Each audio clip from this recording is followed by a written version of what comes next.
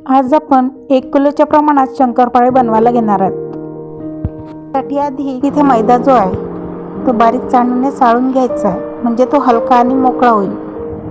आता हा चाळलेला मैदा वाटीने मोजून घ्यायचा आहे, म्हणजे त्याच्या प्रमाणात आपल्याला साखर आणि तूप टाकता येईल. इथे हा 4 वाटी मैदा भरलेला आहे. आता आपल्याला यासाठी 1 वाटी तूप, 1 वाटी साखर आणि 1 वाटी पाणी घ्यायचं आहे. तुम्ही इथे तेलही वापरू शकता. आता या पाण्यात आपण तूप टाकून घेऊ. तुपाचे गडे होतात. आता यात 1 वाटी साखर टाकून घेऊ.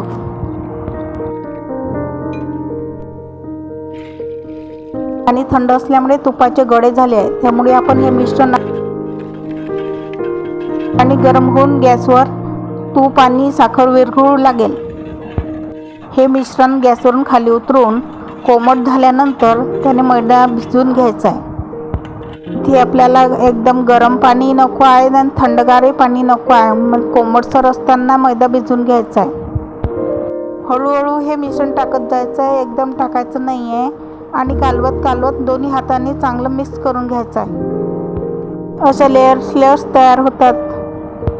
त्याचा घट्टसर गोळा करून घ्यायचा आहे. गोळा केल्यानंतर अर्धा तास झाकून ठेवायचा आहे. छोटे गोळे करून पोळ्या लाटून घ्यायचे आहे. मी इथे पोळी लाटून घेतलेली आहे.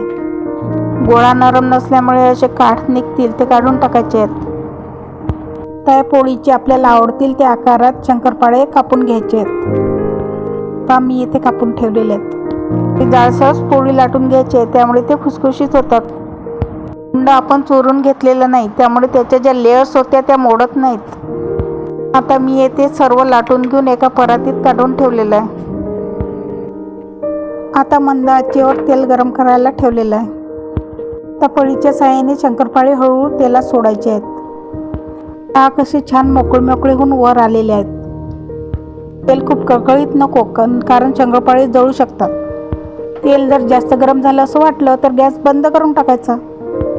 हळूहळू शंकरपाळे शिजून वर येतात. शिजल्यानंतर त्याला आपोआप कलर येतो. कलर यायला सुरुवात झाली की गॅस बंद करायचा, त्यामुळे ते काळसर होणार नाही. इथे तेल वापरलेलं आहे. तुम्हाला आवडत असेल तर तुम्ही तूप किंवा डालडा वापरू शकता. अशा प्रकारे एक एक करता मी सर्व शंकरपाळे इथे हळूहळू तळून घेते. किलो शंकरपाळे तळायला आपल्याला इथे अर्धा किलो तेल लागतो. अशा प्रकारे सगळी शंकरपाळी आपली आता तळून तयार आहेत, अगदी खुसखुशीत. तुम्हाला माझी पद्धत आवडली की नाही मला कमेंट करून सांगाल.